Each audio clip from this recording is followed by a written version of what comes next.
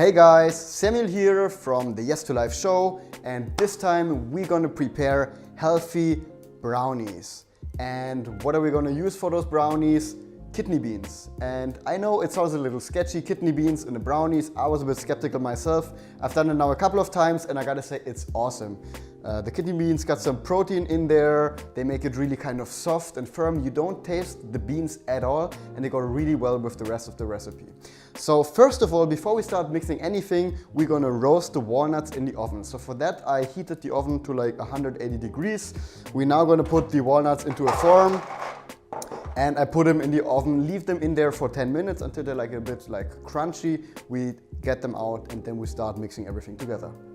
Walnuts are ready, I just took them out of the oven. Now we're gonna mix everything in the food processor. It's super easy. So start by adding the beans. I have 1 can of rinsed kidney beans. Now you're gonna add the walnuts. Just make sure, you don't have to add all of them. Just so it fits in there. The food processor is a bit small. If you have a bigger one, it's easier. To that, we give now like 1 tablespoon of date syrup. If you like it sweet, make more, but I prefer to keep the sweetness as low as possible. A little bit of soy milk. You can also use almond milk, cashew milk, whatever you like. It doesn't really matter. It's just to give it like more of a creamy consistency. We add half a teaspoon of baking soda. Then as well some oats. I prepared 1 cup of oats.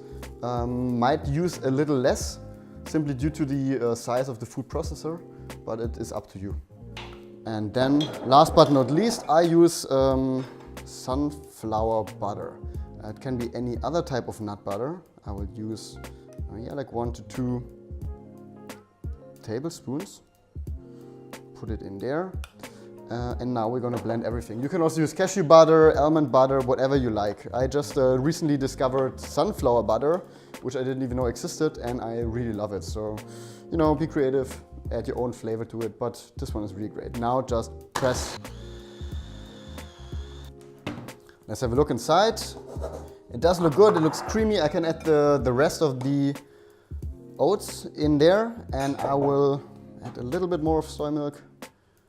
And we're done pretty much. You can add the final bits of walnuts in there.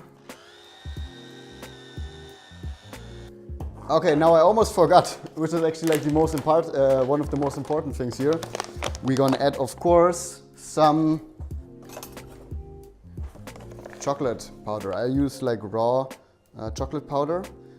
This is what gives it, of course, the chocolate smell, the chocolate look, the chocolate taste.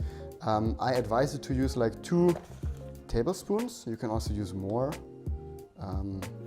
You're gonna see in a bit. This really makes the difference.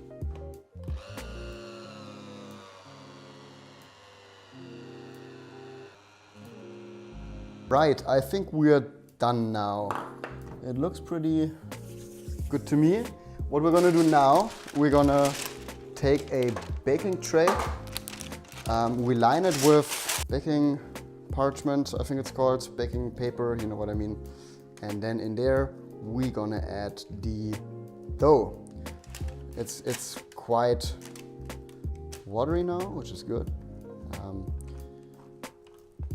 You see how it gets like this already, this cooking dough consistency. Adjust it here a little bit, like this. And now you can also add some more walnuts on top. Sprinkle them a little bit on top.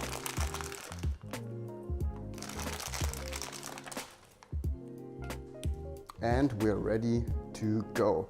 Now this goes into the oven, 180 degrees. It probably will take around 40 minutes and then you're ready to go. So let's do it.